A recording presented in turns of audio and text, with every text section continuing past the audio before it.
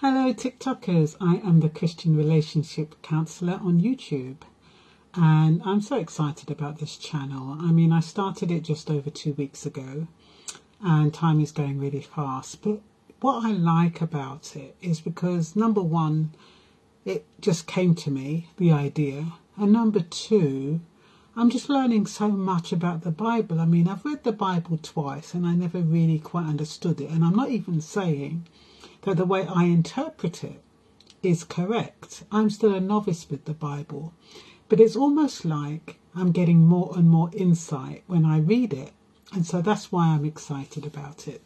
So look for me on the Christian Relationship the Christian Relationship Counsellor on YouTube, and subscribe if you can, and I'd really appreciate it, and share with your friends who are of like mind. So I am reading from Matthew 18:14.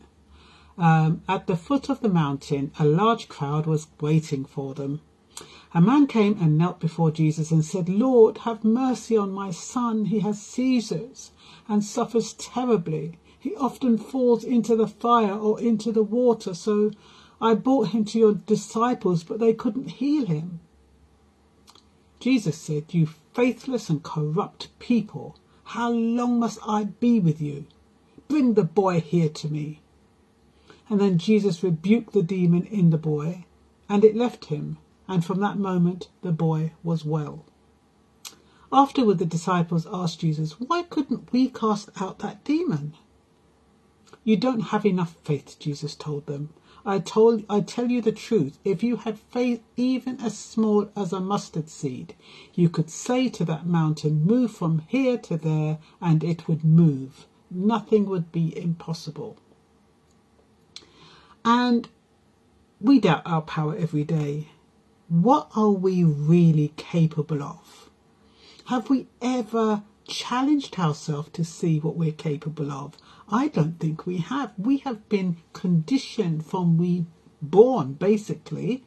We have been given limitations. We have been programmed from school to whether you went to college, institution, the workplace. We have been molded and groomed to be particular types of people. So we do not know our capacity, nor have we tested our capacity. The only time we test our capacity sometimes is when we're kind of caught up in a corner. We don't have a choice and we have to do something. We're desperate, so we do something. That is the only time we realize what we are capable of. But ordinarily, we just go on our daily business not knowing our power. We do not know our capacity. And they have plenty of motivational speakers who say, you know, as you conceive, you will achieve. And it's all based on this faith as small as a mountain, as a mustard seed. And I think about those firewalkers when they walk on the embers, and that's supposed to symbolize their courage and their faith. It's kind of a rites of passage in places like India and Japan. But you know, scientists are saying that, it's because the embers they're not good conductors of heat, and the foot isn't on the embers long enough to get burned. And I'm thinking, well, they're on there long enough for one foot to go before the other, and quite a distance. But their faith is what makes them walk on those hot coals. And I think to myself, I don't care what you tell me. I am not walking on hot coals. And because I don't believe that I will not get burnt, I will get burnt, because I don't have the capacity to override the pain. Our brain is such a powerful instrument. It can actually override the natural. It overrides what seems feasible and possible, but we don't use it. We're so conditioned about what's right from what's wrong, what will harm you from what won't, that we have decided how to protect ourselves. And it's a shame because we do not know our true capacity. And that's what Jesus was saying when he said, you faithless, corrupt people, because you're corrupt by the conditioning of the world. You've been corrupted by what people are telling you are capable of. And you're not trusting the power of faith. And, you know, a lot of Christians will say, you know, I believe in Jesus and I believe in God and I'm going to go to heaven. But if they were pushed in a corner, supposing the police came knocking at their door and took all their family and said they're going to stick them in some detention centre somewhere and brutalise them, would they still have that faith?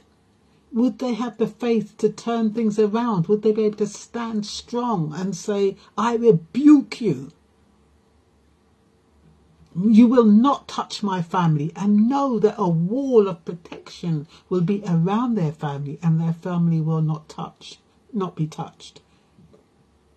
There's a part in the Bible, I think it's 91, I'm not quite sure, but it says, you know, the enemies will fall on the right and the left and you won't be touched. Do you have the faith to believe that? When the brown stuff hits the fan, do you have that capacity? I'm not sure how many of us do. We've been weakened. We've been weakened by society. We've been weakened by programming. We've been weakened by conditioning. And the subliminal programming is worse because it's drip fed.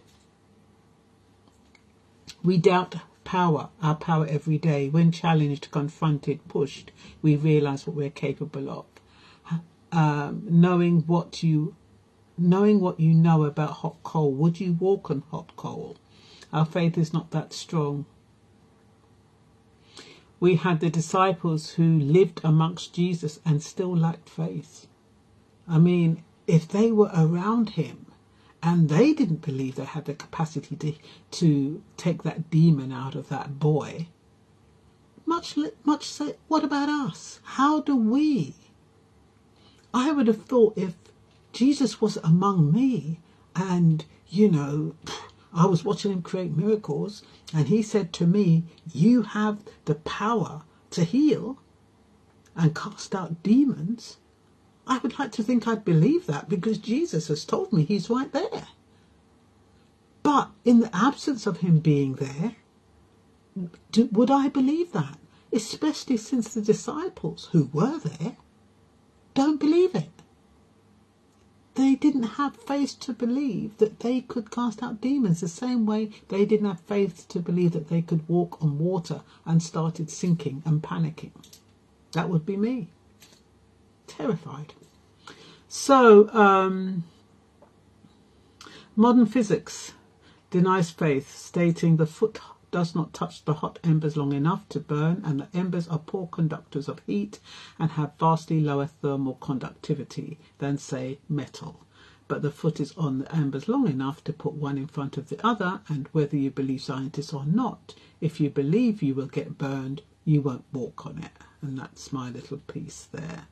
How do we develop faith so strong that we can heal the sick, walk on hot embers and move mountains? How great is your faith? We are told we underestimate our power.